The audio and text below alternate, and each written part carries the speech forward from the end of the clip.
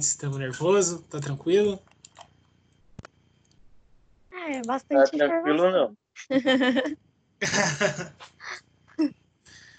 Nada tranquilo. Na próxima aula, a gente vai fazer um grande resumo aí, tá? E aí a gente finaliza todos os conceitos, a gente fica mais tranquilo para vocês, tá? Fiquem tranquilos. Então, já falei para vocês, né, que hoje à tarde eu vou passar os dois trabalhos restantes para vocês, as datas, os detalhes, como entrega, o que precisa fazer, etc. Tá? Ainda vou pensar, no caso de vocês, se eu vou dar o trabalho de farmacologia ou não. Eu acho que é importante, mas eu não sei até que ponto para vocês. É que no ano passado eu dei essa mesma disciplina para a turma de farmácia, né? E aí, obviamente, não tinha como não falar de farmacologia. Mas, enfim, vou pensar hoje certinho na hora do almoço. E aí depois eu mando para vocês se vai ser só o trabalho, se vai ser só um trabalho, se vão ser um trabalho mais detalhado, ou se eu vou continuar com os dois. Tudo bem? Tudo.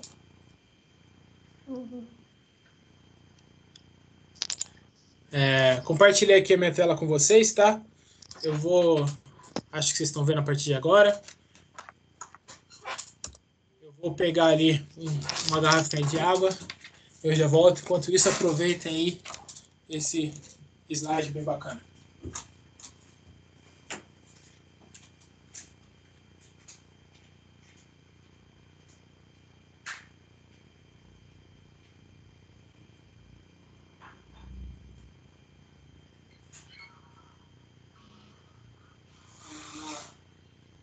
Gente, quem tava sem sistema aí do AVA acabou de voltar.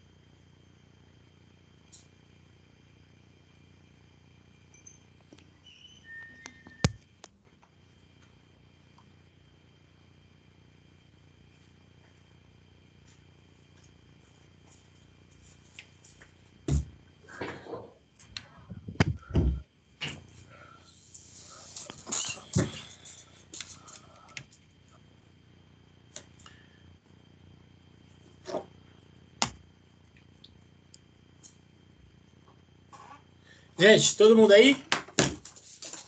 Sim. Beleza. Queridos, seguinte. Então, agora, nessa terceira parte da nossa aula, nós vamos falar sobre as fisiopatologias que cometem o sistema nervoso, tá? Percebam, aqui a gente já começa num ponto diferente, tá?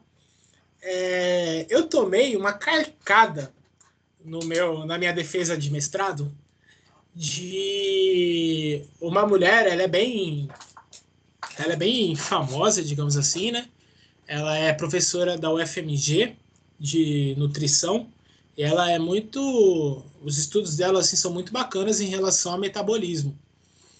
E então ela era uma professora que estava na minha banca, trabalha com nutrição e metabolismo, e tinha um outro professor que ele é médico e ele trabalha com mitocôndrias, né? Porque meu mestrado foi com mitocôndria. Só que, como eu disse, ele é médico. E na medicina, eles não gostam muito desse termo. E ele falou para mim que estava errado. Que ou era fisiologia ou era patologia. E quando a gente está numa defesa, né, a gente precisa, às vezes, quase sempre, ficar quieto e falar, não, tá bom, o seu tá certo, é isso mesmo, o certo tá certo. E aí, a hora que ele falou isso pra mim, eu falei, não concordo. Eu não concordo. Aí ele falou assim, como assim você não concorda?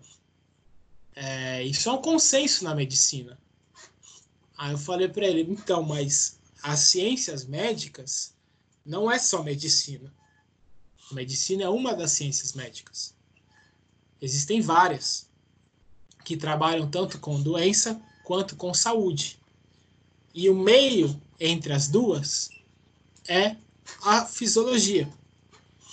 E grande parte das doenças, elas são relacionadas com distúrbios fisiológicos. Existem doenças que não são distúrbios fisiológicos. Então, quando a gente pega aí, por exemplo, um síndrome de Down. Síndrome de Down é uma doença genética. Ela é uma patologia, ponto final. Uma patologia genética. Agora, quando a gente fala de obesidade, quando a gente fala de diabetes, a gente está falando de doenças que são relacionadas com distúrbios são relacionados com distúrbios fisiológicos. Então, elas são fisiopatologias. Elas são doenças advindas de distúrbios fisiológicos. E aí o bacana foi que a professora da UFMG, ela me defendeu. E ela falou, não, eu concordo com o ponto de vista do André. E que o metabolismo é e existem disfunções do metabolismo que podem acarretar patologias. E o termo fisiopatologia é usado na literatura científica quando a gente quer falar sobre esse tipo de patologia. E aí foi um momento que, a hora que eu discordei do cara, né, meu professor já olhou para mim com uma cara meio brava, meu orientador na época, mas é um ponto que eu gosto de falar essa palavra, eu espero que vocês entendam a diferença entre patologia, entre doença, e a diferença de fisiopatologia, tá? Doenças relacionadas com disfunção, com disfunções, né, do metabolismo. Tudo bem? Sim. Então, a gente vai falar de algumas agora que são patologias, que são doenças mesmo, e a gente vai falar de outras que são doenças acarretadas por disfunções do metabolismo, tá? Mas como tema geral, eu coloquei fisiopatologias que acometem o sistema nervoso e o movimento humano, tá? Então vamos lá. O livro traz esse esquema para vocês, eu acho um esquema muito bacana, tá? Quando a gente fala de patologias que afetam o sistema nervoso, nós estamos falando aí principalmente de 8 patologias, tá? Ou condições patológicas. Primeiro, meningites. O nome já deixa claro para vocês o que significa, certo? Uma inflamação nas membranas que protegem o sistema nervoso central. Existem os acidentes vasculares encefálicos, AVEs, tá? E aí eu já falei para vocês que o nome acidente vascular cerebral não é que está errado, mas está incompleto. Você pode ter um acidente vascular que não é na região do cérebro, então ele não vai ser um acidente vascular cerebral. Mas o correto é falar acidente vascular encefálico. Então tem muitas pessoas aqui que estão nessa aula de hoje que já trabalham em ambientes hospitalares, tá? E que devem tomar esse cuidado, ou pelo menos entender, quando você vai conversar com algum outro profissional, a diferença entre AVE e AVC. Existem também edemas cerebrais, tá? Que é uma condição patológica do sistema nervoso. Existe o traumatismo crânioencefálico, certo? Quando sofre alguma lesão na estrutura crânioencefálica. Existe a fisiopatologia, e acho que essa é a principal fisiopatologia que existe no organismo humano, talvez junto com o diabetes, que é o mal de Parkinson. Além do mal de Parkinson, existe também a fisiopatologia do mal de Alzheimer. Existe uma condição patológica que não é uma condição, que não é uma patologia em si, sim uma condição patológica, que é a questão da euforia, que vai acarretar diversos distúrbios, né? Como ansiedade, como depressão, etc. E existe a poliomielite. É claro que tem outras, tá? Mas as principais, pelo menos que o livro traz para vocês, tá? E eu tenho que dar principalmente o conteúdo que está sendo abordado no livro de vocês, são essas. Eu costumo, e vocês já perceberam nas minhas aulas, trazer muita imagem, trazer alguns GIFs, dar aula na lousa. Nessa parte da aula eu não trouxe, e vocês vão entender hoje à tarde por quê. Tudo bem? Então eu vou ler para vocês, e tem bastante texto aqui, mas tem um porquê. E o porquê eu vou explicar para vocês só hoje à tarde, quando eu for falar do trabalho. Tá bom?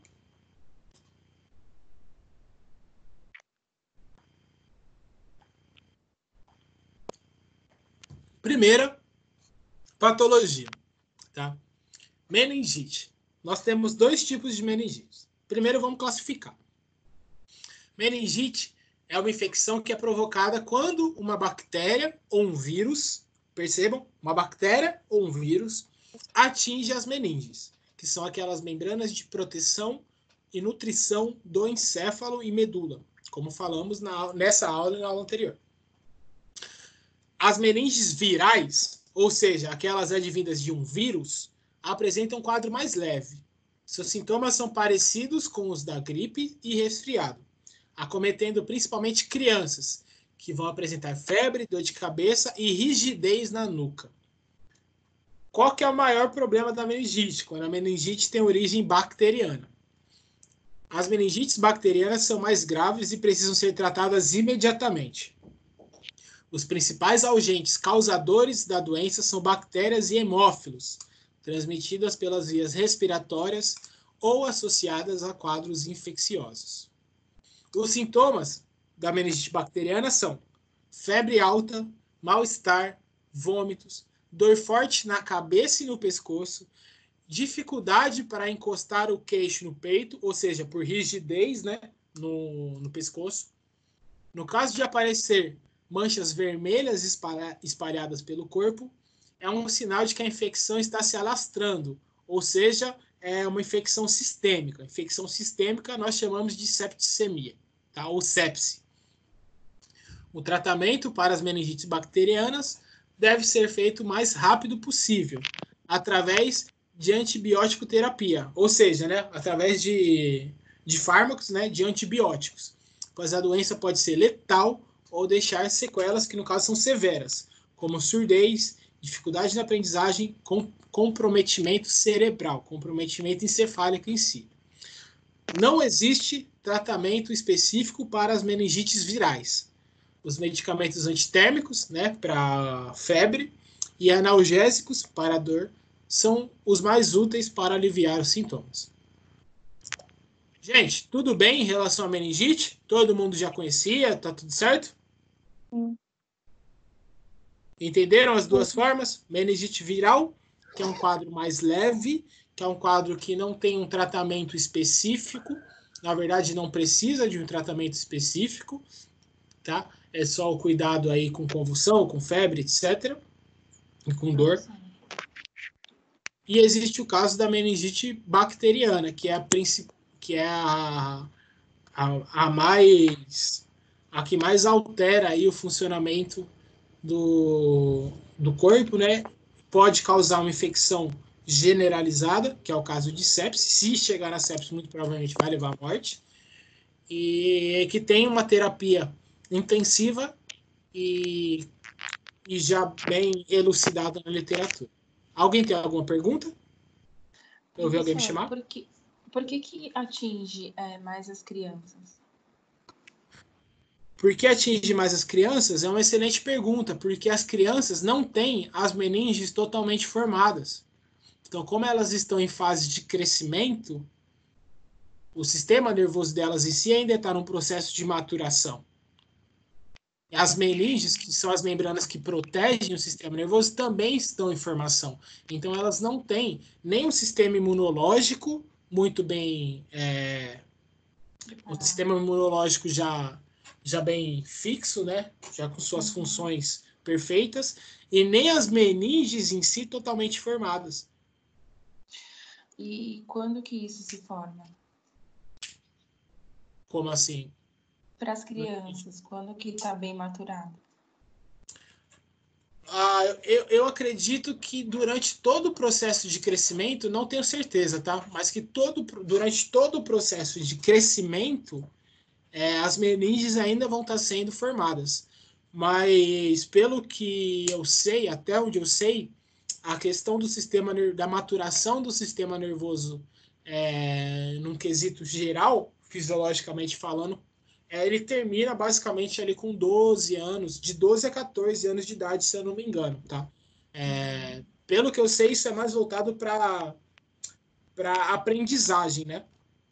Então, quando a gente fala de maturação do sistema nervoso na aprendizagem, principalmente na aprendizagem motora, a gente termina a fase até os 14 anos. Depois vira a fase de especialização, né?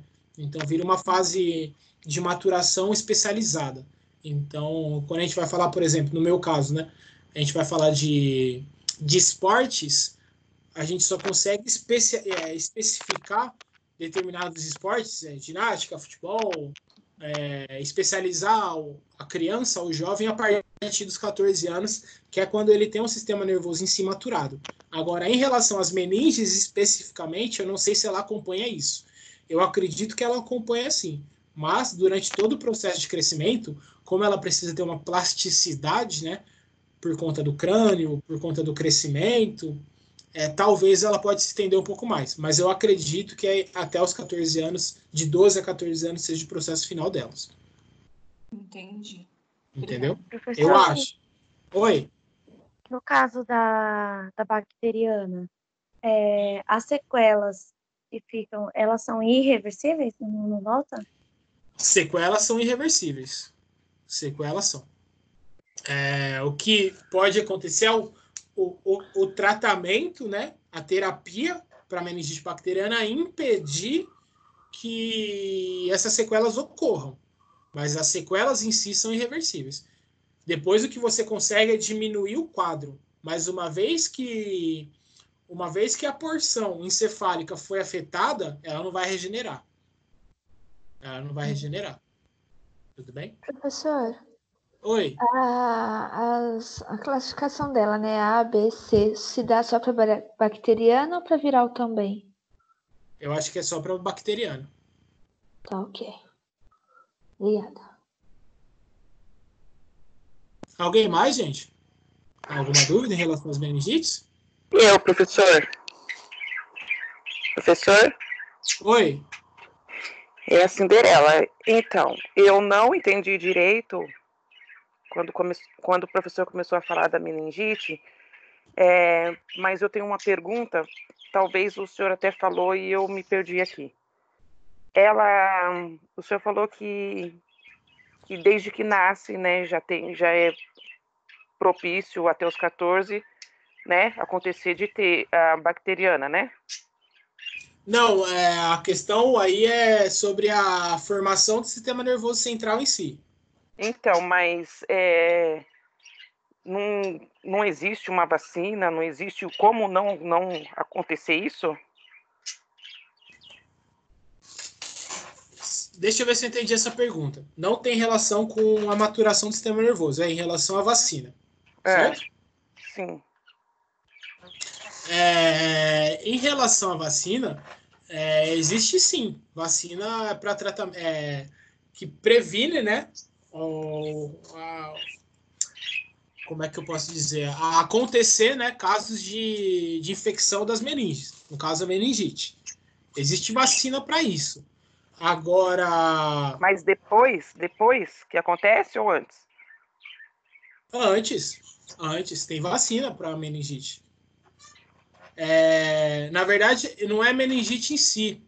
Tem um nome, eu esqueci o nome agora. É uma vacina que ela não é só para uma doença. Ela tem um nome. Acho que vocês vão saber, principalmente quem trabalha no hospital. É a poli. Ela tem. Eu não sei, não lembro o nome dela agora. Alguém me ajuda? Viral? É a vacina da poli. Viral. Eu acho que é a vacina de poli. Dá um minuto que eu já vou pegar essa informação que me deu um branco agora em relação ao nome da vacina. Se eu não me engano, essas polias são para 4 doenças.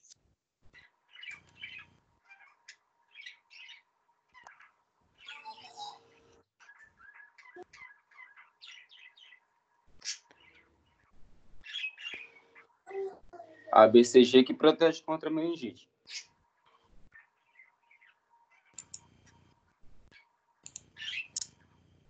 Minha internet está um pouco lenta aqui. A BCG é uma que protege contra a meningite tuberculosa e a pentavalente, ela protege também contra a meningite bacteriana. Isso, é penta ou poli... Acho que é penta. polivalente, não é? É penta. É penta. Pentavalente? São cinco proteções, 5 barreiras. Mas tem aquela CWY também, não é? Aí eu já... Tudo que a gente vai falar... Ele também protege. Ela também protege. Então, mas professor, eu acho que era esse nome, polivalente, ou no caso que o Vitor falou, pentavalente, que é uma... Ela não é uma vacina que vai impedir, né, a ocorrer apenas a meningite, tem outras coisas também. Mas essa vacina, até onde eu sei, que existe contra a meningite. E sobre essas vacinas, professor, aqui no Brasil, até um tempo atrás, nós éramos o número 1 em vacinação, né? Porque a internet, essas coisas, fizeram cair muito esse procedimento. Só que, assim, a BCG e a pentavalente, elas protegem, assim, talvez a pessoa até ocorra de pegar. Por quê? Eu já li sobre isso, porque eu tive um caso na família, e a meningite, ela tem mais de 300 tipos. E no caso a pentavalente protege contra de 5 a 7 tipos, a BCG protege de um pouquinho mais, só que nem as pessoas se preocupam, vou dar essa outra que é particular, que é a W, alguma coisa que a menina especificou aí. E ela não é 100% indicativa, porque é lógico, você como uma mãe coruja, tá, você vai querer proteger seu filho e tal, mas os principais, assim, que são as mais graves, está no sistema do SUS, que é a BCG e a pentavalente, até onde eu tenho informação é assim, porque a meningite, ela se dá de várias formas, né, e por mais que a pessoa pegue Ela se dá de duas formas só. A questão é o tipo de bactéria o tipo de bactéria, isso. E aí, conforme a pessoa, ela pode pegar sim, só que vai ser de uma forma mais branda, né? Lógico que tem aquela que é a bacteriana, que é gravíssima, que mata até em 2 dias, dependendo do caso, né? Mas, assim, muitos tipos, assim, não sei como que eu posso dizer de número, de vírus ou bactérias, para definir qual tipo realmente de meningite é um processo muito rápido. Então, essas vacinas que a gente tem, elas são a mais eficaz, assim, para esses tipos mais agressivos. Até onde eu sei. É isso mesmo? Tudo que a gente vai falar de vírus e bactérias, gente, é uma coisa muito... Principalmente bactéria. Com vírus não é tão... A gente está vivendo um caso agora, né? Mas vírus não são tão mutáveis, né, em relação a patologias como são as bactérias, né? Então, principalmente aí do caso de antibióticos, que eu falei para vocês na última aula, da questão das superbactérias, né? Então... Bactéria é muito, muito, muito mutável, muito mutável. Então pode, com certeza, vão existir diversos tipos de meningite, assim como qualquer doença causada por bactérias. Uma coisa que assusta muito nessas vacinas, porque assim, por ela ser particular, se a pessoa mesmo, o pai ou a mãe, não ter o cuidado de ir lá olhar, eles aplicam muito a vacina vencida, né? Isso ainda ocorre muito nos dias de hoje. Isso é muito triste, porque a pessoa vai com fé que vai estar fazendo o melhor para o seu filho e logo depois ela pega, não de uma forma tão grave, né? Mas acaba pegando a doença por conta disso. Nossa, são coisas que... A diferença entre o meio acadêmico, né, e o meio prático, né? Aqui a gente vai falar sobre o meio acadêmico, mas essas coisas do meio prático com certeza acontecem também, né? Não tem jeito. Ô, professor. Enfim, gente. Oi. A meningite, ela é o que ocorre com a paralisia infantil, não é? Não é a única causa. Não é a única causa? De paralisia pode ter outras coisas que vão acarretar em paralisia infantil, sim. Agora, se ela... Que é a chamada poliomielite? Que por causa por isso que eu falei da vacina de poli, né? Isso, que aí foi... Também eu falei, e só para o porquê da minha resposta, porque no calendário do SUS, a poli você toma até os 4 anos, que ela tem E tem várias vacinas que também previnem contra a meningite. Em várias delas você tem a prevenção. E reforçando o que a Flávia falou, o SUS, a gente tem que dar graças a Deus ao SUS que ele vem pra gente nos proteger de várias coisas. Pena que ele não funciona bem, mas... Vocês vão ter mais aulas de saúde coletiva para falar do SUS, mas eu também sou um defensor, assim, gigante do sistema. Gente, enfim, a gente tem que seguir, tá? Tem algumas outras para a gente falar. Eu sei que é um tema muito bacana da gente discutir, mas em outro momento a gente pode ter essa discussão mais aprofundada, tá? A segunda patologia que a gente tem que falar, tá? Que acomete muita gente, é sobre o acidente vascular encefálico. Vocês estão vendo minha tela, né? Uhum. Então, como definição, tá, de acidente vascular encefálico, AVE, tá, ele vai afetar principalmente as artérias cerebrais, tá, atingindo anualmente, olha o tanto, gente, de gente que a AVE afeta, 16 milhões de pessoas por ano no mundo, uma aproximação, tá, sendo que mais de um terço, ou pelo menos um terço, de quem sofre acidente vascular encefálico morre. No Brasil, são registrados cerca de 68 mil mortes atualmente, representando a primeira causa de morte e incapacidade no país. A causa mais comum do acidente vascular encefálico é o infarto cerebral. Infarto cerebral pode ser resultado do quê? De trombose, ou seja, alguma substância vai ocorrer e vai entupir, digamos assim, um termo chulo, né, para falar, mas vai entupir uma veia até que acontece o extravasamento dessa veia e o sangue vai para a região do cérebro, né? Então, trombose ocorre devido à formação de um trombo, que é essa questão, no interior de um vaso cerebral. A embolia cerebral destaca-se em outro local e se aloja numa artéria cerebral. E a aterosclerose, que acarreta um estreitamento e lesão de uma artéria cerebral. Então, tanto a trombose, quanto a embolia, quanto a aterosclerose podem entupir, né, uma artéria ou mais artérias ou mais vasos sanguíneos, e por entupir e ocorrer o extravasamento, né, do sangue, principalmente no cérebro, vai ocorrer o acidente vascular encefálico. Tá? Então, o principal fator, né, que acontece no acidente vascular encefálico é o caso de hemorragia. A hemorragia é considerada uma outra causa importante no acidente vascular. E aí tem 2 tipos de hemorragia. A hemorragia cerebral, em que uma das artérias cerebrais rompe no interior do cérebro, e a hemorragia subaracnoide, ou seja, abaixo ali da região da meninge aracnoide, em que um dos vasos da superfície do cérebro rompe, desviando o sangue para o espaço localizado entre o cérebro e o crânio.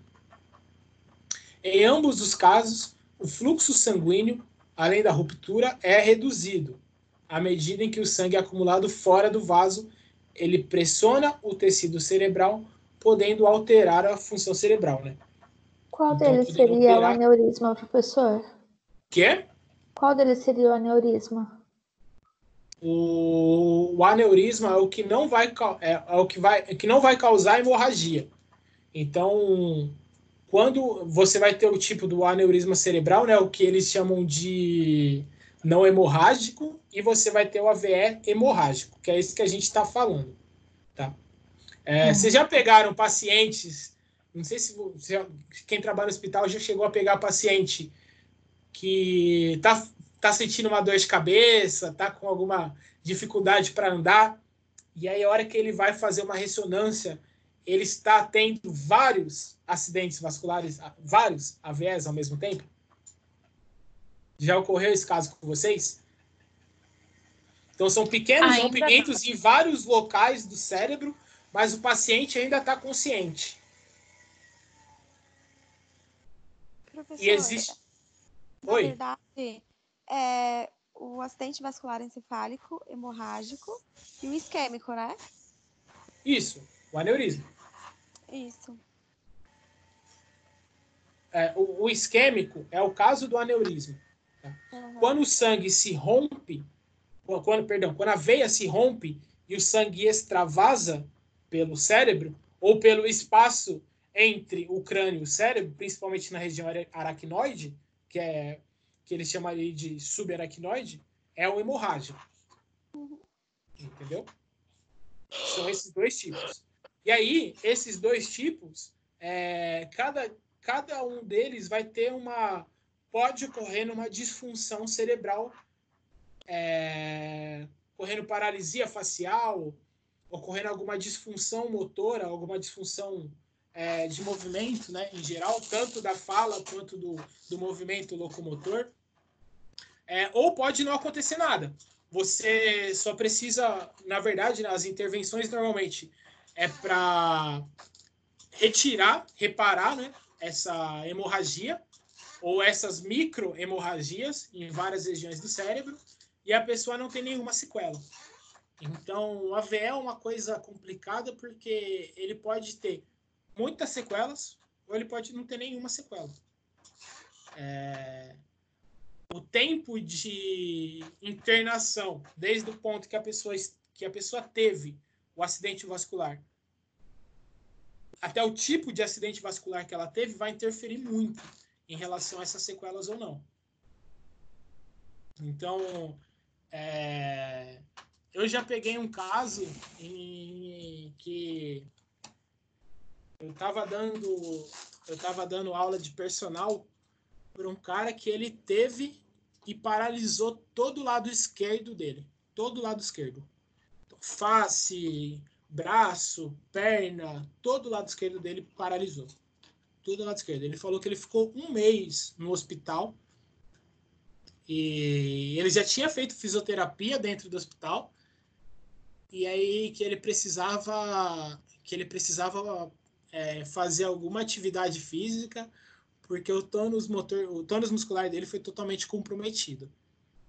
Então, essa questão é uma questão bem severa, assim. Por isso que a taxa de mortalidade é altíssima também. Tudo bem? Professor, no caso... Alô? Pode falar. Desculpa. No caso, que você falou que paralisou o lado esquerdo. Então, ele teve do lado direito, é isso? Porque sempre quando Perfeito. É do outro lado, né? Perfeito.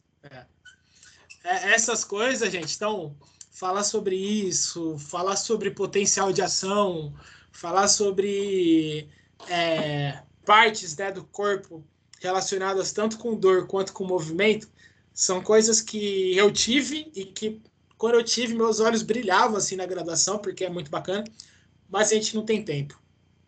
Talvez se a disciplina fosse só de sistema nervoso, a gente conseguiria falar de tudo isso. Mas você está certíssimo. A disfunção ocorreu no lado direito do cérebro dele, do encéfalo dele. E aí, quando chega na medula, né, é a questão das pontes cruzadas. E por ocorrer do lado direito, ele perdeu os movimentos, né, do lado esquerdo. E o controle do tônus. Mas você está certíssimo, é isso mesmo. Aí, no caso, então, esse negócio de ocorrer de um lado e paralisar do outro, isso acontece na ponte, que não deixa passar a informação, é isso? Ou não? Nas pontes, você fala na região do cérebro? Isso. Não só, mas uma parte as pontes cruzadas vão ocorrer na ponte do tronco encefálico, né? Mas existem regiões medulares também onde isso acontece, tá? Existem regiões medulares. Não é simplesmente lá, não, tá? A gente não vai falar disso, mas é um ponto muito bacana. Infelizmente, a gente não chega nisso, senão vai confundir todo mundo, tá? Enfim, o resto são só delineações que eu trouxe aqui sobre acidente vascular, tá? E o que eu queria falar também é um caso que pode ser nada, tá? Ou pode ser muito severo, são os traumatismos cranianos, né? O traumatismo crânioencefálico. Então, aí vai variar muito, certo? Em relação do tipo e da severidade, né? Do traumatismo que a gente está falando. Mas, enfim, o traumatismo craniano é considerado uma das piores causas de mortalidade do mundo, porque normalmente quando acontece um caso, a pessoa chega no hospital por um traumatismo craniano, é porque o negócio foi feio mesmo. Tá? A lesão ocorre quando uma força externa causa um ferimento traumático no cérebro, podendo ser classificado de acordo com a sua severidade, o mecanismo ou ainda outras características. O traumatismo craniano pode acontecer devido a um trauma na cabeça através de uma súbita aceleração e desaceleração dentro de um crânio. Por exemplo, um acidente de carro, tá? Você está 80 por hora, por exemplo, então, se você está a 80 por hora, o seu cérebro está acelerando, o seu corpo está acelerando a 80 por hora. A partir do momento que há a batida, certo? Você promove uma desaceleração muito rápida. E aí você vai ocorrer, obviamente, uma lesão craniana, principalmente se você tiver impacto, certo? Por exemplo, no caso de um acidente, você bater a cabeça no vidro, no volante, o que for, tá? Ou por uma combinação complexa de movimentos, né? De impactos súbitos. Por exemplo, uma paulada na cabeça também vai gerar um traumatismo craniano, obviamente. Tá? Além dos danos que são causados no momento da lesão, existe uma variedade de eventos que podem ocorrer após a lesão. Então, quando você tem uma lesão craniana, tá? Não necessariamente aquela lesão que vai ocorrer, que vai deixar sequelas, mas sim o que aconteceu devido àquela lesão que pode deixar sequelas. Por exemplo, se romper vaso sanguíneo. Se tem uma lesão craniana que rompe vasos sanguíneos, vai acontecer um caso similar com o que a gente estava falando de hemorragia de AVC. Tá? Então, todos os mecanismos tudo que ocorrer, que a gente fala que bate ou que acomete o crânio, a gente chama de lesão craniana. Tudo, tá? Se você cair e bater a cabeça, você teve um traumatismo craniano. Tudo. Se você bater a cabeça na parede, você teve um traumatismo craniano. Tá? Agora, quando o traumatismo vira lesão, é quando essa batida ou essa movimentação de aceleração, desaceleração do encéfalo dentro da caixa craniana, ela sofre algum tipo de lesão.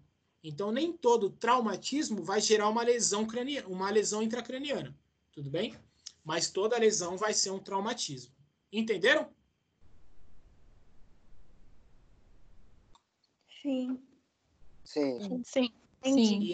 E aí é caso, é óbvio, né, que cada caso vai ser específico com o grau de lesão intracraniana. Então, tem casos, por exemplo, em que você pode até romper o crânio sem lesionar o cérebro, sem lesionar o encéfalo em si.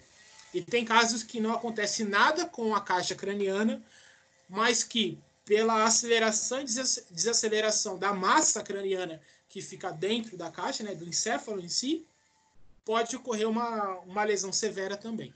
Tá? Então, varia muito de caso para caso. Tá? Quais são os principais efeitos do traumatismo craniano?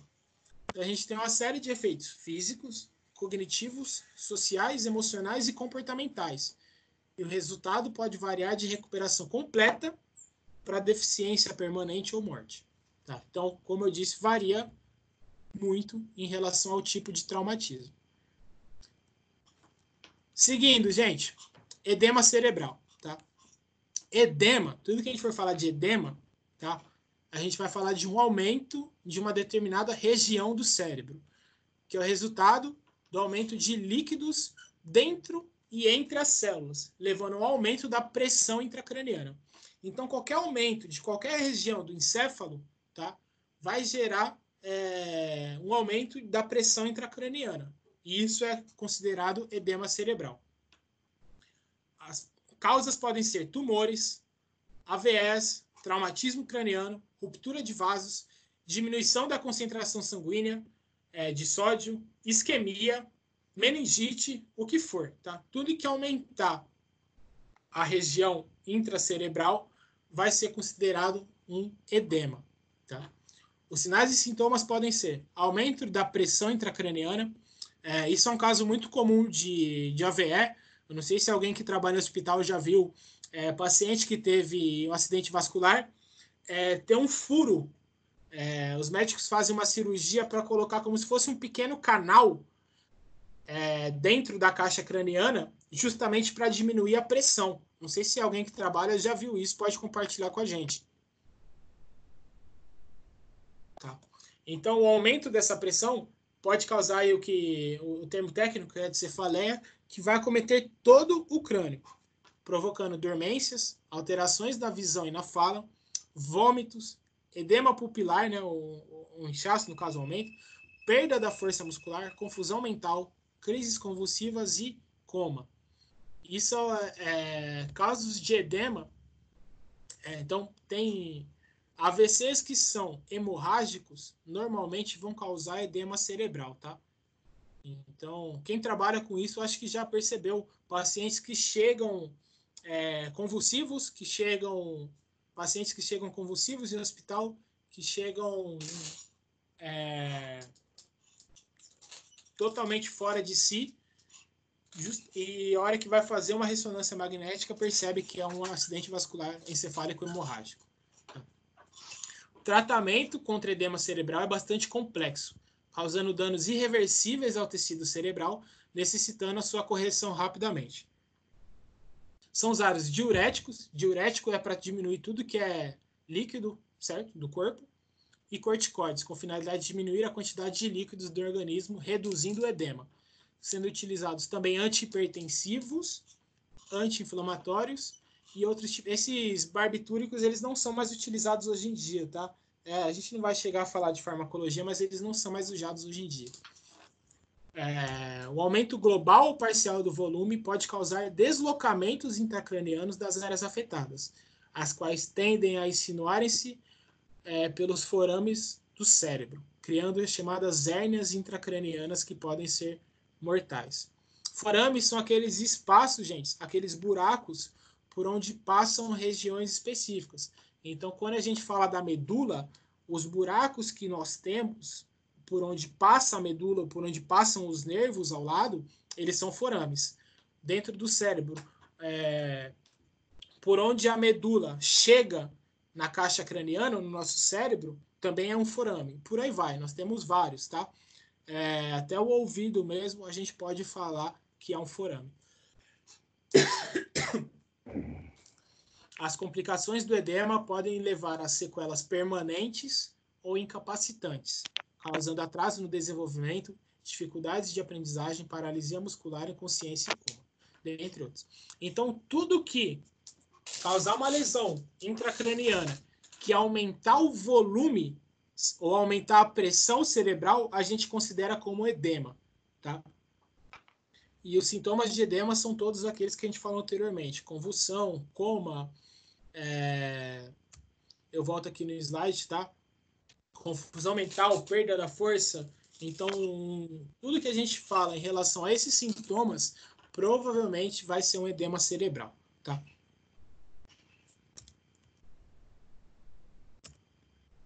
Opa!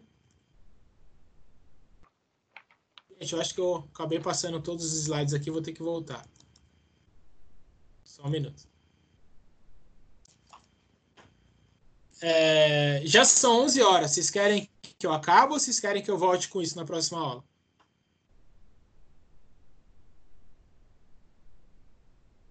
Eu sei que...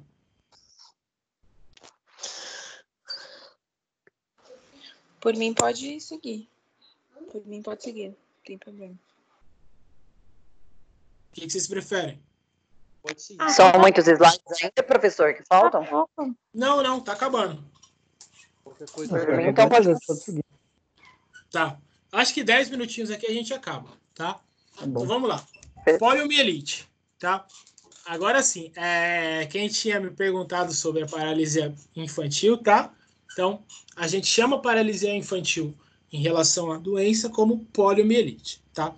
É uma doença contagiosa aguda que pode infectar principalmente crianças por via fecal oral, ou seja, através do contato direto com fezes ou secreções expelidas pela boca de pessoas infectadas, e provocar ou não paralisia infantil.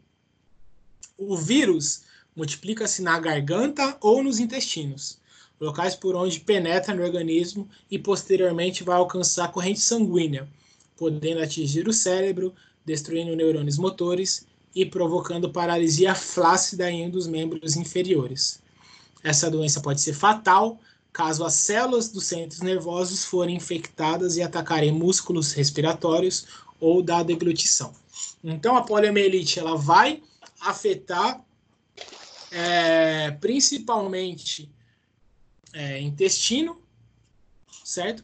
E garganta, porque dependendo do local de onde ela for, de onde acontecer a infecção. Qual que é o grande problema? Quando o vírus da poliomielite vai para a corrente sanguínea, e por ir para a corrente sanguínea, ele pode ir para qualquer lugar do organismo. Se ele for para o sistema nervoso central, ele vai afetar principalmente as funções motoras, tá? Os neurônios motores, ele vai destruir neurônios motores. Dependendo de quais neurônios ele destruir, se ele destruir neurônios motores relacionados com funções involuntárias, principalmente de músculos respiratórios, vai levar à morte. Se ele ocorrer em neurônios motores realizados ao movimento, ele vai paralisar o movimento, tá? Então vai depender aí, atingindo o sistema nervoso central, vai depender de quais neurônios motores ou de como ele vai afetar o sistema nervoso central. Tá? O que eu acho, a gente está falando, a gente está em época agora do coronavírus, e aí muita gente fala, nossa, coronavírus tem um tempo de incubação muito grande, 14 dias. Gente, o vírus da poliomielite, ele pode ter um período de incubação de 35 dias. É mais de um mês que a criança pode ter a doença e não apresentar nenhum sintoma. A doença está se propagando, está transmitindo, está afetando de outros locais, só que ela está ainda no período de incubação. Claro que isso são casos mais raros, né? A maior frequência é entre 7 e 14 dias. Então, veja que na maioria dos casos a infecção pelo vírus da poliomielite é assintomática, ou seja, não tem sintomas que você possa sugerir que aquilo seja poliomielite. Existem duas formas de poliomielite. Tá? Então, nem toda poliomielite vai promover paralisia infantil. Então, as duas formas são justamente essas. A não paralítica e a paralítica. Os sinais característicos da não paralítica são febre, dor de cabeça, dor na garganta e no corpo, além de vômitos, diarreia, constipação, espasmos, rigidez na nuca e meningite. Tá? Então, agora, eu não lembro quem tinha me perguntado em relação à meningite, tá? O vírus da poliomielite é mas quando ele acontece, quando ele acarreta o sistema nervoso, tá? Ele pode trazer todos os sintomas, por afetar as meningites, ele vai trazer todos os sintomas de uma meningite. Tá?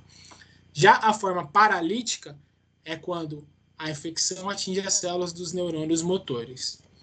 O diagnóstico é realizado através dos sinais clínicos e dos exames laboratoriais de fezes para a pesquisa do vírus.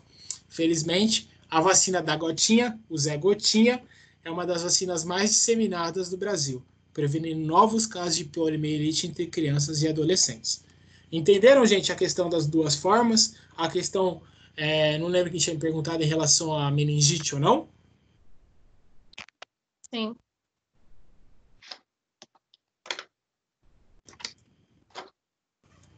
E para finalizar, gente, a questão do mal de Parkinson e do mal de Alzheimer, tá?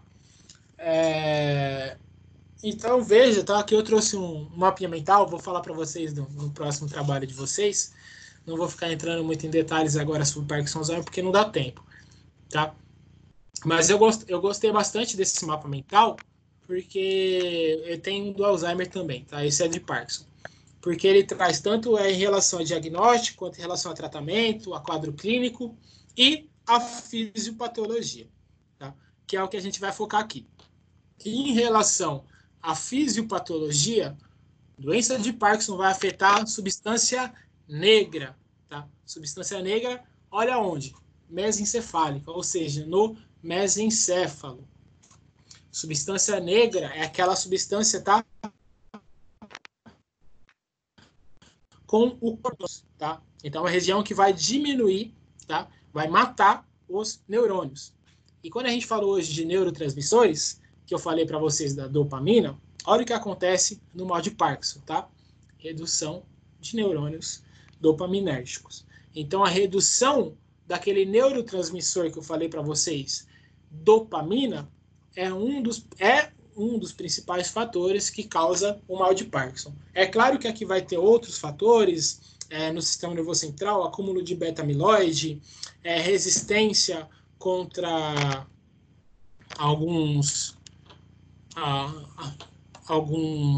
substâncias no sistema nervoso, principalmente no hipotálamo, e por aí vai, tá? Mas as duas principais são redução da substância negra mesencefálica e redução de neurônios dopaminérgicos, tá?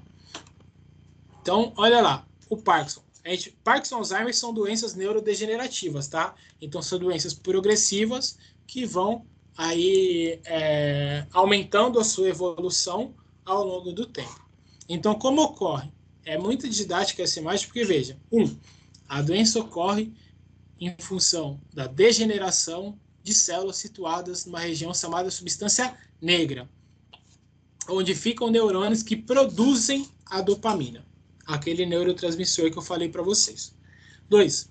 Os neurônios que transmitem a dopamina, os neurônios transmitem a dopamina até as zonas do cérebro que controlam o movimento e equilíbrio, que são aonde? Cerebelo. Tá? A dopamina, um neurotransmissor, transmitida através de sinapses, tá? Então, veja ali na fenda sináptica o neurotransmissor sendo transmitido. 3. A dopamina, em equilíbrio com o outro, acetilcolina, gravem isso aqui, tá? Esse 3, controla o movimento. Então, vai chegar num ponto, tá? Quem já viu, quem já teve casos na família, quem já veio ao hospital, já viu que tem um ponto em que o Parkinson é uma doença tão severa que você não sabe se a pessoa tem Parkinson e Alzheimer, ou se o Parkinson é Alzheimer, etc. Justamente quando a dopamina, tá, entra em ação junto com a acetilcolina. A gente vai explicar mais para frente em falar de Alzheimer. Com a deterioração das células situadas na substância negra, o nível de dopamina cai, alta concentração de acetilcolina produz um excesso de atividade que causa o mal de Parkinson. Sintomas de mal de Parkinson são tremores, lentidão de movimento, rigidez muscular, desequilíbrio e alterações na fala e na escrita. Todos os sintomas relacionados com neurônios motores. Percebam, tá? A gente vai falar dos sintomas no próximo slide. Um outro ponto em relação ao mal de Parkinson, tá? Esse vírus, ainda tem muita coisa a ser estudada em relação ao Parkinson, tá? Mas como tratamento, não existe tratamento comprovado, né, com alta eficácia em relação a tanto Parkinson quanto Alzheimer. O que existe são tratamentos que diminuem a evolução, mas tratamento em si não existe. Tá? São doenças muito complexas justamente por afetarem diretamente o sistema nervoso central. Mas eu trouxe esse slide para vocês porque tem um estudo falando sobre um vírus que produz aí esse GAD, tá? Que é uma enzima que produz aquele neurotransmissor GABA, o ácido gaminobutírico, que eu falei para vocês. É um outro neurotransmissor que pode ser um tratamento terapêutico para o Parkinson. Então, olha lá, veja como foi o experimento. Eles pegaram 45 pessoas, tá, e dividiram em 2 grupos. 22 pessoas, obviamente 45 pessoas com Parkinson, tá? 22 passaram por cirurgia para receber uma terapia genética, que foi esse vírus, tá? Foi um vírus contendo a enzima GAD, que produz o GABA, o ácido gaminobutírico. Ele foi introduzido por um catéter. Muito provavelmente, esse catéter foi introduzido diretamente no hipotálamo, tá? Não sei, mas... já fala ali na imagem subtalâmico. É isso mesmo. A enzima foi transferida para o cérebro, conseguiu equilibrar os neurotransmissores. Outro grupo não fez a cirurgia, mas não recebeu a enzima. 6 meses depois, houve melhora em 23% nos movimentos dos que passaram pela terapia genética. Então, talvez deixa evidente, né, que o principal problema do Parkinson é a disfunção dos neurotransmissores. Por isso, uma doença fisiopatológica. Tudo bem? E talvez estratégias como essa, que aumentem ou que equilibrem os neurotransmissores, pode ser o tratamento para o Parkinson. Mas é claro que ainda muita coisa precisa ser descoberta em relação ao Parkinson. Fato é que o principal fator que culmina no Parkinson é a diminuição da dopamina. Tudo bem? É isso que eu quero que vocês gravem.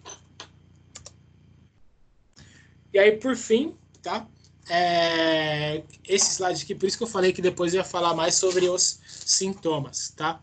Então, em relação a sintomas de Parkinson, tudo relacionado com o sistema motor, porque vai afetar diretamente neurônios motores, tá? Tremor, cabeça inclinada, né?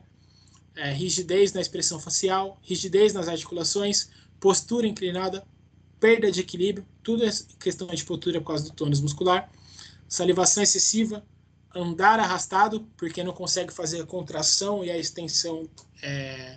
Os pacientes não têm esse controle de contração e extensão perfeitamente, e fraqueza óssea, porque os músculos não são estimulados, obviamente, e aí os ossos também acabam tendo uma fraqueza maior.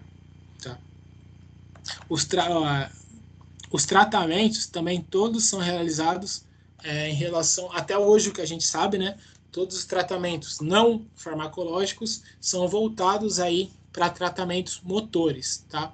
Tanto, você pode ver aqui em relação à fisioterapia, de atividade muscular, flexibilidade, terapia ocupacional, fazer as AIVDs, né, que são as atividades básicas de ABVDs, atividades básicas de vida diária, fonoaudiologia, que também é relacionada com função motora, que eu falei para vocês, da área da broca, de estimular a fala, e por aí vai, tá?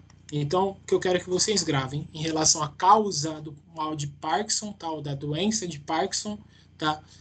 Principalmente relacionada com a falta de dopamina, tá? Pela falta de dopamina vai ocorrer a degeneração da substância negra, tá? Tratamentos ou sintomas são todos relacionados com o sistema motor. Tudo bem, gente? Tudo bem. Tudo. É claro que é uma doença totalmente complexa, a gente não vai conseguir falar dela em 5 minutos, mas em 5 minutos o que eu quero que vocês gravem é justamente isso. Tudo bem? E eu passei um slide para vocês que era basicamente assim, certo? Então, cada porção do encéfalo, certo? Controlando determinadas funções. Ou seja, quanto maior ou quanto mais estimulado for o nosso cérebro, o nosso encéfalo, certo? Melhor vai ser todas essas funções em conjuntos. Correto? Correto. Veja o que acontece no Alzheimer. cérebro de uma pessoa normal, cérebro de uma pessoa com Alzheimer. A diferença é gritante, né? Ele encolhe? Hã? Ele encolhe? Ele encolhe, ele diminui tamanho, diminui massa cerebral, diminui a massa encefálica. O Alzheimer promove uma rigidez tão grande do cérebro que ocorre justamente isso com o cérebro. Feio, né? Feio. Percebam que no Alzheimer, tá? A função motora, olha lá o cerebelo diminuiu de tamanho? Não, né? Ó, o cerebelo tá aqui embaixo, ó. Diminuiu de tamanho o cerebelo? Não. Não. E essa região aqui, ó? Aqui um cérebro normal, aqui um com Alzheimer. E essa região? Sim, acabou. Diminui. Vamos voltar no slide? Diminui. Vamos voltar no slide? Sim. Olha a região que a gente está falando. Da memória. Entenderam? Por que que o Alzheimer vai afetar principalmente a memória? Diminui muito. Acaba com ela. Acaba com a região, tá? Então, em relação à fisiopatologia do Alzheimer, o que que vocês têm que saber? Lembra que eu falei que um ponto chega a um nível mal de Parkinson em que você não sabe se é Parkinson, como sintoma, você não sabe se é Parkinson, se é Alzheimer, é um negócio tão severo que você até se perde? Quando a dopamina, além da disfunção gigante da dopamina, existe uma disfunção gigante da acetilcolina. No Alzheimer, você não tem uma... No Parkinson, no Alzheimer, perdão, você não tem uma diminuição tão grande, tão severa de dopamina, mas você tem de acetilcolina. Tá? E a acetilcolina a acetilcolina, ela é um neurotransmissor relacionado com memória e relacionado com aprendizado, tá? Por isso que pessoas com Alzheimer vão ter o quadro de demência, tá? Pela redução do nível de acetilcolina. E aí existem 2 pontos, tá? Que são muito voltados para o Alzheimer também, são características do Alzheimer. Primeiro, essas placas senis, ou que a gente chama de placa amiloide, tá? Tem uma proteína chamada beta-amiloide que ela se acumula no encéfalo. E principalmente numa região chamada hipocampo, tá? O acúmulo de beta-amiloide é uma característica do Alzheimer. Quanto mais beta-amiloide, maior é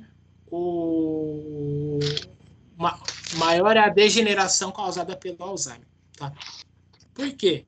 Porque é por esse acúmulo de beta-amiloide, tá, que você vai causar esse emaranhado neurofibrilar. Então, os neurônios eles vão perdendo as suas funções de transmissão de sinal. Eles vão ficando juntos, eles vão perdendo a sua plasticidade neuronal, tá? Causando esses emaranhados neurofibrilares aqui, tá? E por causar esses emaranhados, por ficarem juntinhos, ficarem contraídos, tá?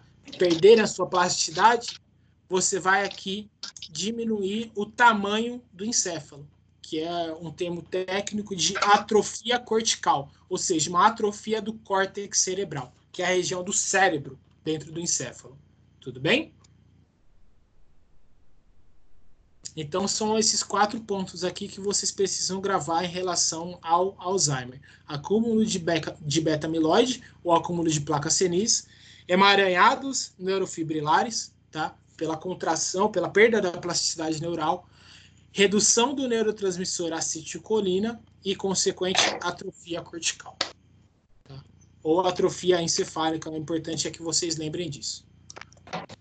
Tá? Aí aqui tem, né, a evolução do Alzheimer, então desde a sua fase inicial, tá, a fase intermediária e a fase grave, tá? Do Alzheimer. Aqui, Jesus já está chamando, digamos assim, tá? Mas quando a gente vai falar, não dá tempo até, né, da gente falar tanto de sintomas. O que eu quero mais é que vocês entendam a causa e a relação com o sistema nervoso, que é o tema da nossa disciplina. Tá? E em relação aos sintomas, por mais que eu não quero que vocês... A gente não vai ficar falando de tudo isso aqui. O Alzheimer, ele tem os sintomas do Alzheimer, né? São relacionados aos 5 As, tá? Então, os 5 As do Alzheimer, em relação aos sintomas do Alzheimer. Primeiro A, tá? Anomia é a incapacidade de lembrar nomes. Gravem esse daqui porque é muito bacana, tá? Então, anomia, a incapacidade de gravar nomes. Tá? Então, a pessoa fica, pô, qual que é o nome disso mesmo? Não lembra em relação ao nome, tá? A apraxia. A apraxia é a incapacidade de identificar objetos. Tá? Então, a pessoa também não consegue identificar objetos. Tá? A agnosia, que é a incapacidade de reconhecer objetos. Não sabe o que é, por exemplo, uma caneta, um garfo. O paciente que tem Alzheimer, principalmente numa fase mais severa, tem esse chamado de agnosia, que é a incapacidade de reconhecer objetos simples, tá? Objetos comuns, objetos de vida diária. Tem a amnésia, certo? Que é a perda da memória. A pessoa não lembra, principalmente, não tem um aprendizado recente pela diminuição da acetilcolina, mas também vai perdendo a memória realizado devido à diminuição também de acetilcolina, mas devido à perda da massa do córtex cerebral relacionados com a memória. Tá? E a afasia, que é a capacidade de se expressar. A pessoa perde a questão da fala. Então, é claro que existe cada um desses por lesões. A gente falou lá de lesão cerebral, existem lesões que vão fazer uma perda de amnésia, afasia, acho que é o mais comum, tá? Apraxia. O Alzheimer causa a perda ou a disfunção dos 5. Tá? Então, é uma doença muito severa. Acho que quem tem paciente na família chega a ser... Eu posso falar isso por experiência pessoal, mas, assim, o negócio ele é trágico de um jeito que chega a ser até engraçado. Você até dá risada de determinadas situações, assim, conversando com o avô, com a avó, com o pai, com a mãe, porque é muito severo. A pessoa praticamente não consegue realizar quase nenhuma de suas atividades de vida básica diária. Professor, e quando, no caso, o idoso, tipo, a idosa que eu conheci, ela fazia tudo, ela comia, ela andava, ela falava, só que ela se apresentava toda hora ela falava o nome dela, e falava assim, meu nome é tal, você é bonita. Aí daqui 5 minutos ela fala, meu nome é tal, você é bonita. E ela só repetia isso. Então, e no caso, é amnésia, isso? Ela tem um quadro de amnésia, ela tem um quadro de perda de memória, só que a memória é recente. Isso. Ela falava dos filhos, falava de tudo que ela ainda estava num quadro, vou voltar ao slide aqui, ela ainda estava num quadro muito inicial da doença. Então perceba ali o primeiro ponto, lapsos de memória recente. É um ponto inicial da doença. E veja que depois, conforme o mal de Alzheimer vai se intensificando, a doença vai aumentando. Professor?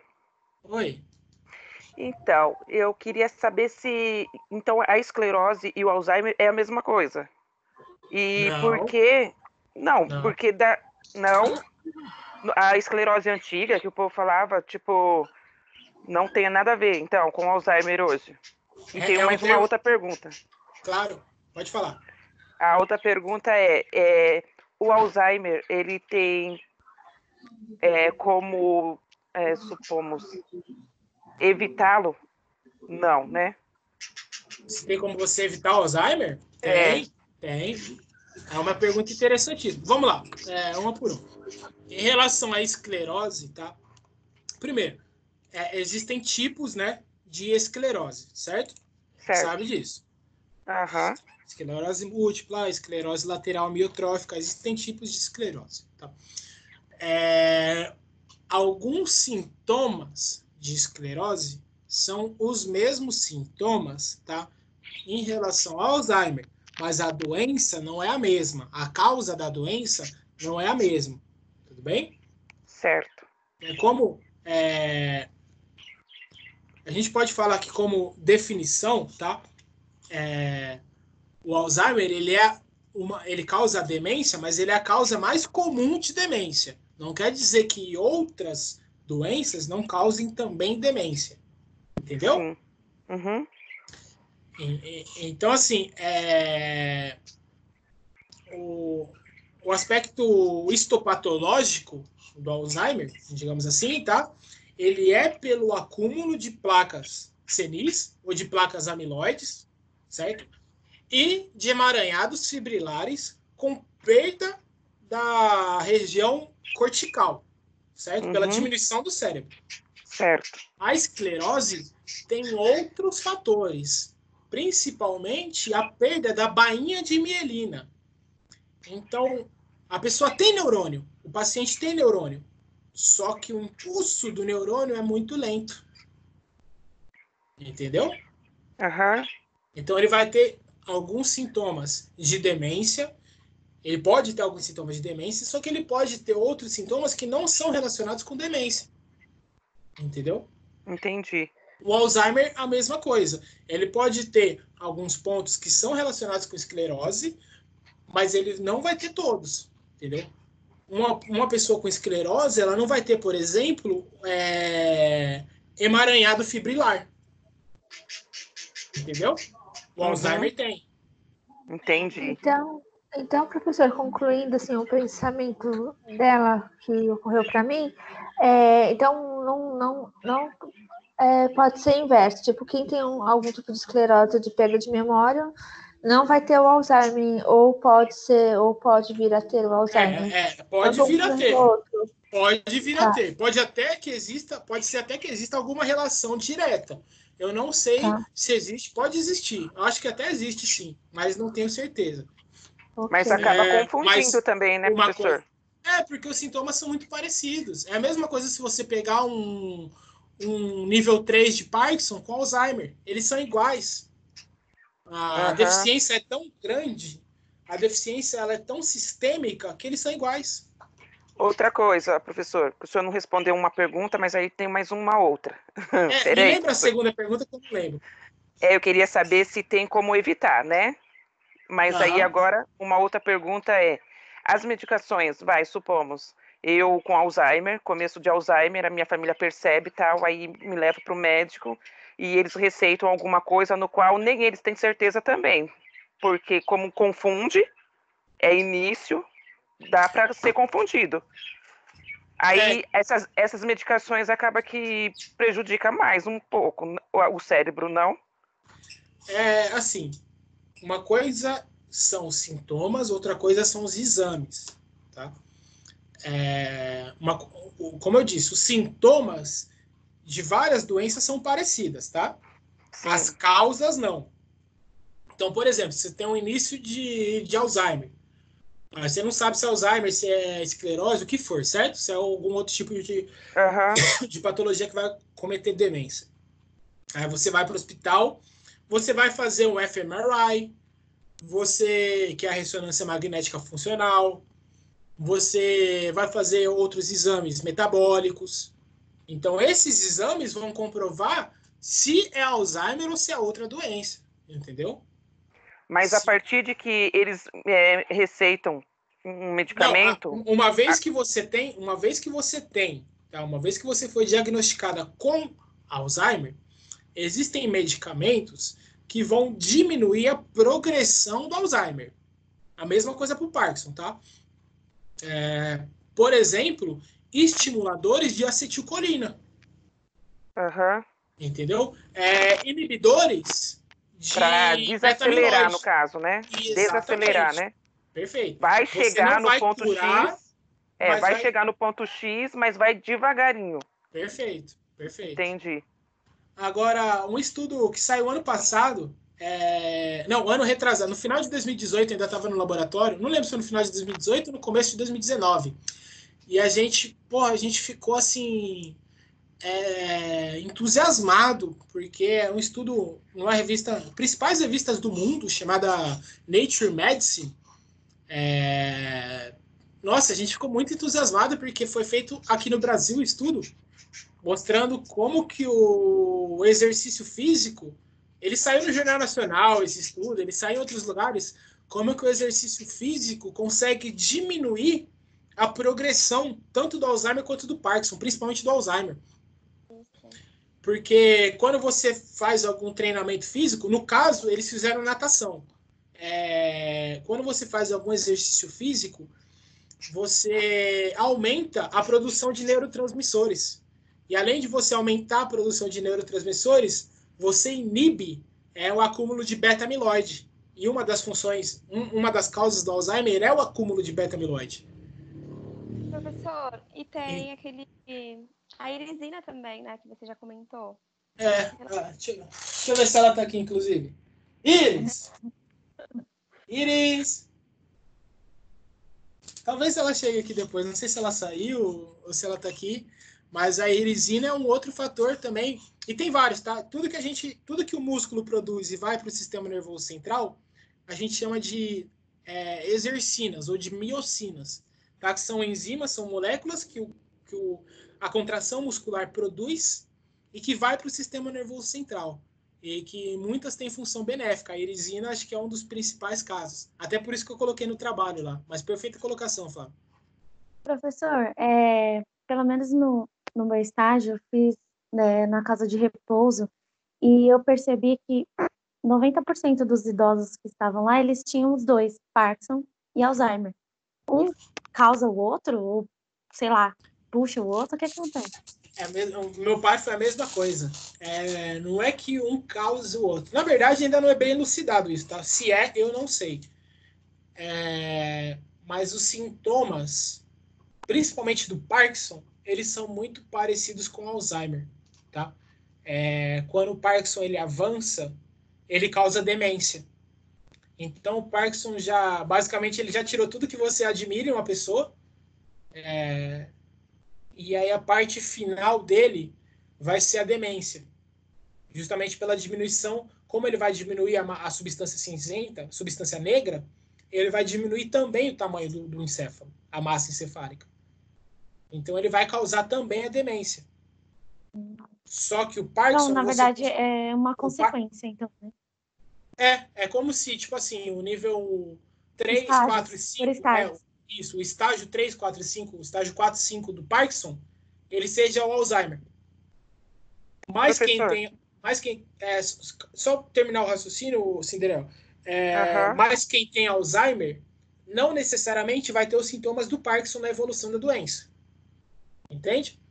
Por isso que eu costumo dizer, e é uma opinião pessoal, que o Parkinson ele é muito pior que o Alzheimer. Porque o Alzheimer, apesar dele causar demência, apesar dele causar a perda de memória, apesar dele causar vários fatores, ele não perde totalmente a função muscular. Por isso que ele é muito menos mortal do que o Parkinson. O Parkinson, como a pessoa perde a função muscular, ela vai perder a função muscular da mão, depois ela vai perder a função muscular do braço, depois ela vai perder a função muscular de andar, depois ela vai perder a função muscular do estômago e do intestino, então ela vai ter que fazer uma cirurgia para conseguir receber comida. Depois de tudo isso que ela vai ter a demência. Mas, o professor... Oi? O Alzheimer, ele não vai acabando com todas as memórias, inclusive as involuntárias. Ele pode até ser não tão rápido quanto o Parkinson, mas ele não vai acabando. Você vai primeiro com as memórias recentes do que você faz, depois de quem você é, e depois quando você está um papel em branco, ele não vai acabando com as memórias de respirar, de deglutir, de deglutição, de tudo. Mas esse o que você falou o que você falou é um ponto-chave para isso. Ele vai chegar nesse ponto final. Na verdade, as duas vão, né? Chegar no último estágio, digamos assim. Só que a progressão do Parkinson, ela é mais rápida em relação a isso. O Alzheimer, ele pode ser muito severo em relação à parte funcional da pessoa. O Parkinson, mesmo que uma pessoa ela tenha um tremor, ela consegue ainda por um determinado tempo manter as suas atividades normais. O caso pessoal que eu dou para vocês, o meu pai ele trabalhou 5 anos com Parkinson. Ele tinha Parkinson, ele trabalhou normal durante 5 anos. Uma pessoa com Alzheimer não consegue fazer isso. Porque são fases, né, professor? Vai e volta, né? Não, uma vez que você chegou numa fase, você é dali para frente. Aí dependendo da fase, aí já não volta mais. Tipo, só vai regredindo mais ainda. Mas enquanto não, são fases. Tipo, tem picos, supomos. Aí a pessoa pega e fala que aquela tem Alzheimer, só que passa um dia com ela e fala, não, mas hoje ela teve tranquila, tal, ela falava coisa com coisa, ela, sabe, tipo, e daqui a pouco dá a impressão que a gente que tá mentindo até, que as duas têm esses picos mesmo. Não é que a doença vai e volta, tá? Não é que o nível vai e volta. Não, mas é isso mesmo, ela tem a memória, né? Tem picos, perfeito. Fala super de boa, assim, você fala, não é possível que a pessoa tá doente, que a pessoa tem Alzheimer. Se vocês estiverem na prática de vocês, percebam uma coisa. Façam uma atividade física, façam eles correr, eles andar, dançar, principalmente se for idoso, né, que normalmente já não tem mais uma atividade física alta.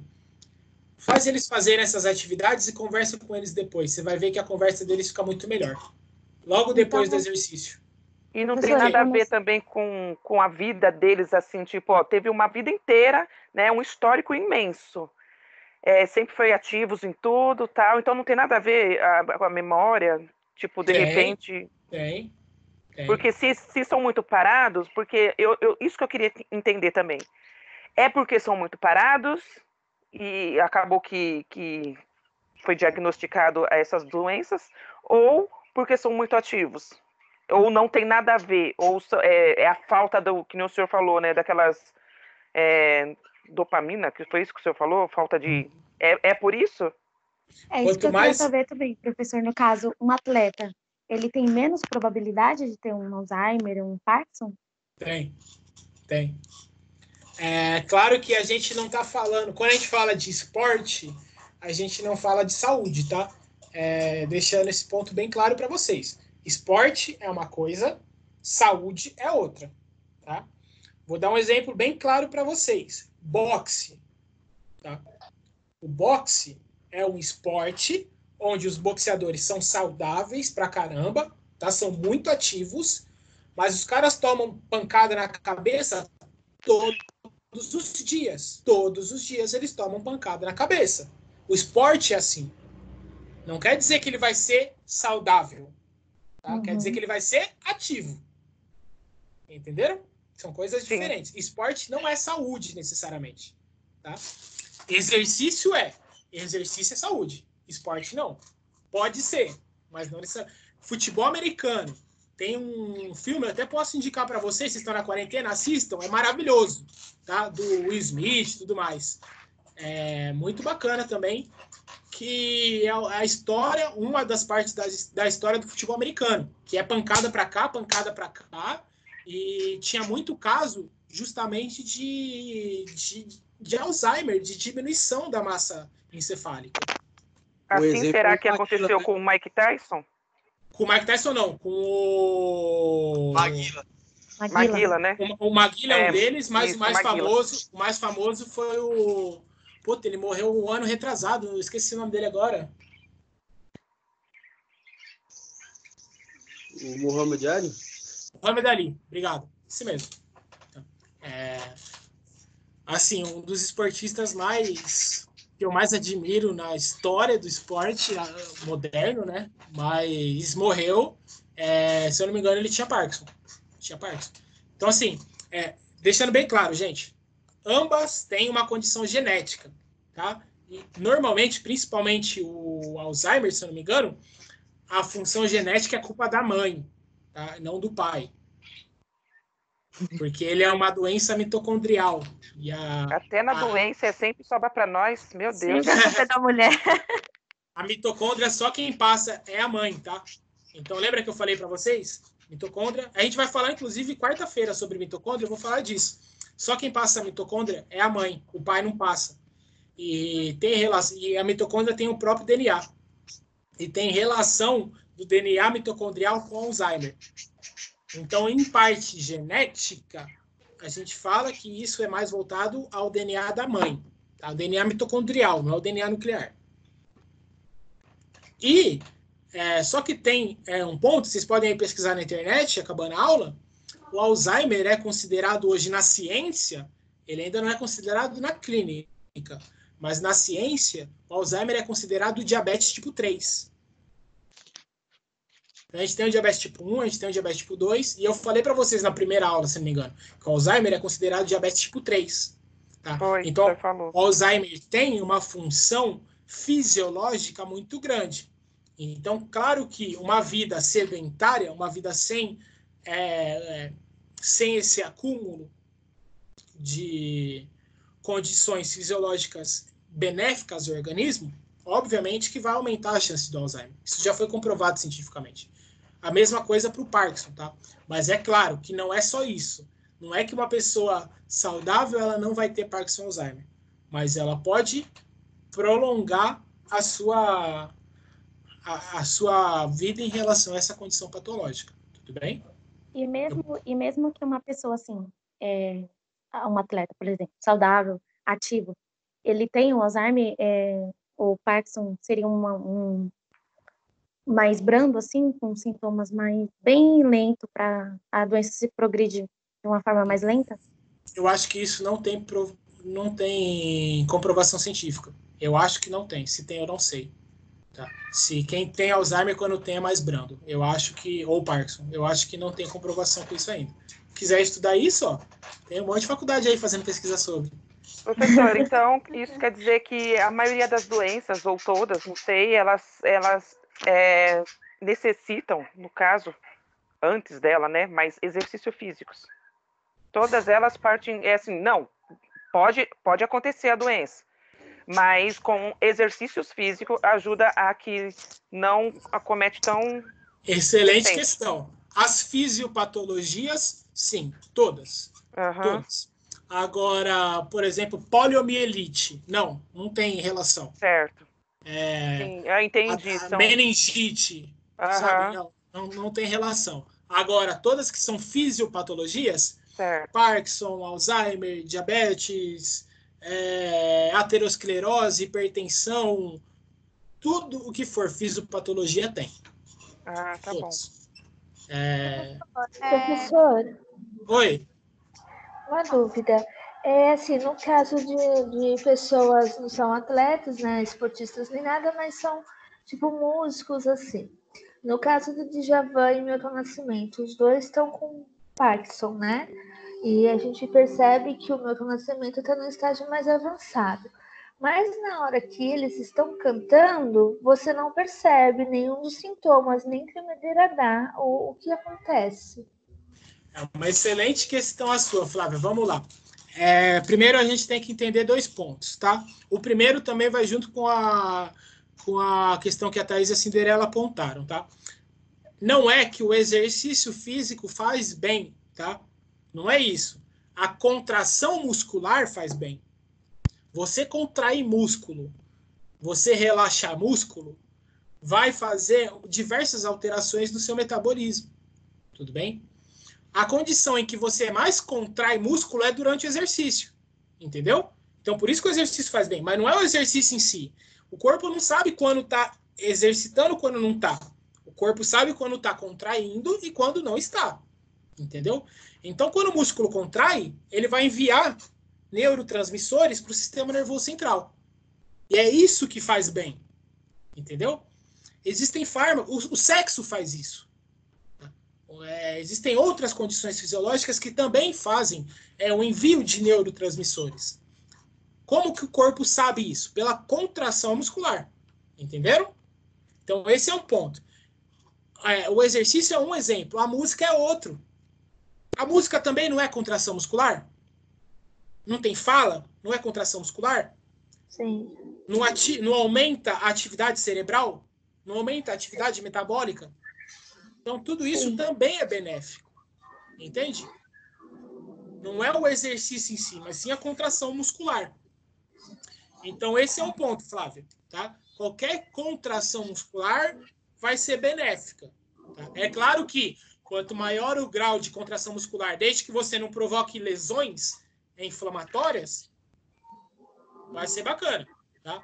Então, assim, vai ser mais benéfico para o corpo fazer um agachamento do que ficar dedilhando uma guitarra em relação à fisiologia, tá? Então, mas ambos são contração muscular. Agora, existem outros pontos que é o que você falou, que são muito interessantes. É a mesma coisa, por exemplo, de um gago. Por que o gago não gagueja quando ele canta? Pessoas que têm esclerose lateral amiotrófica, num nível, claro, não tão severo, ou pessoas que são cadeirantes, não sei se vocês já viram, joga numa piscina. Pessoa que tem atrofia muscular, joga numa piscina. Nossa senhora, vira um peixe. Vira um peixe. Então, a música é um outro ponto. Agora, por que isso acontece, eu não faço ideia. Ok, obrigada. São pontos interessantíssimos, mas eu não faço ideia. Isso, no caso, não tem nada... Tem alguma coisa relacionada com o prazer, sei lá, de fazer aquilo que a pessoa gosta? Pode com ter. hormônio? Pode ter. Serotonina? Isso, tudo que a gente fala de prazer, agora a gente vai entender como serotonina, tá? Ocitocina também, tá? Ocitocina é um hormônio, falam que é o hormônio do amor, porque a ocitocina, ela faz funções que são... A ocitocina faz funções que são relacionadas muito quando nós estamos com contato ou com algum olhar apaixonado, alguma coisa desse sentido. Por isso que falam que é o hormônio do amor. Mas a ocitocina, por exemplo, faz a pupila dilatar. Ocitocina na mulher faz o aumento, faz a dilatação da vagina. Então, por essas coisas que ela está relacionada com o hormônio do amor. Mas existem outros neurotransmissores que têm as mesmas funções, tá? As mesmas não, né? Mas funções similares, como a serotonina, como a própria dopamina, como as endorfinas, tá? Que estão relacionadas com isso. Tem gente que tem prazer por aprender. Então, a acetilcolina se junta com a serotonina. Então, mas pode estar sim relacionado com isso. O interessante, gente, é a gente produzir neurotransmissor benéfico para o corpo, tá? E não produzir os maléficos. Estresse produz outros tipos de neurotransmissor. A principal função maléfica do estresse é justamente a produção de neurotransmissores. E por aí vai.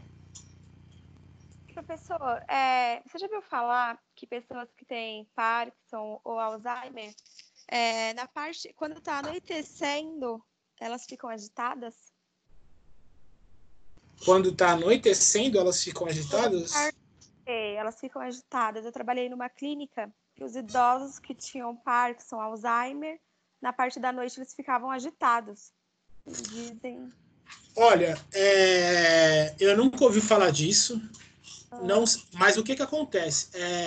Nós, seres humanos, nós somos diurnos. Tá? Então, nós temos a tendência a sermos diurnos. Os ratos, por exemplo, eles são noturnos. Qual que é a diferença, né?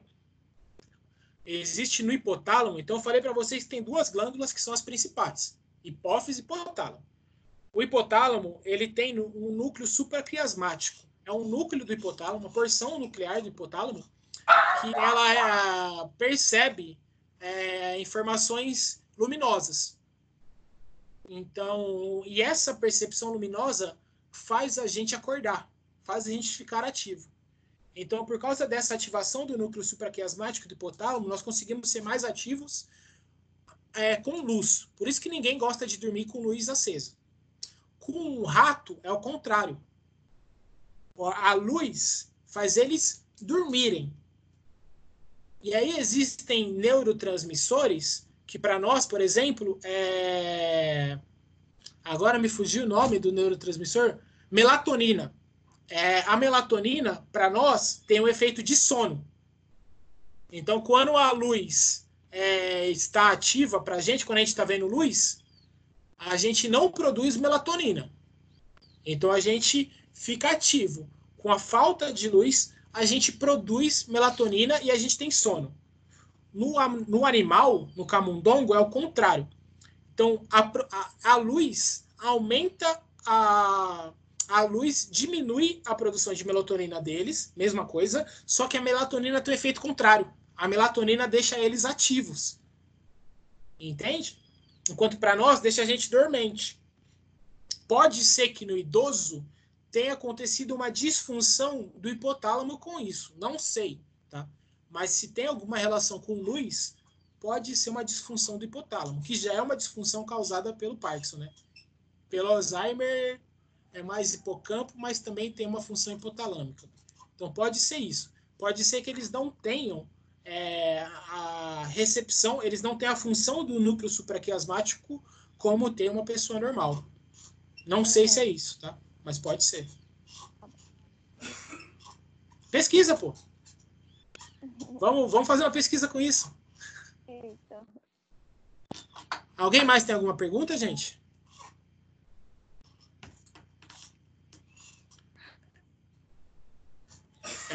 Não, professor. Oi. Não, professor, por mim fechou. Tá bom. Gente, estendemos nossa aula aí por quase 1 hora a mais, tá? Espero que tenham gostado, tá? Na aula que vem a gente faz uma revisão zona aí sobre tudo que a gente falou do sistema nervoso, central, periférico, os neurotransmissores, excitatórios, inibitórios, a gente vai falar formação reticular, por aí vai, tá bom? E aí a gente finaliza todo esse ponto. Bom dia para vocês. Obrigada. Tchau, tchau, gente. Tchau, professor.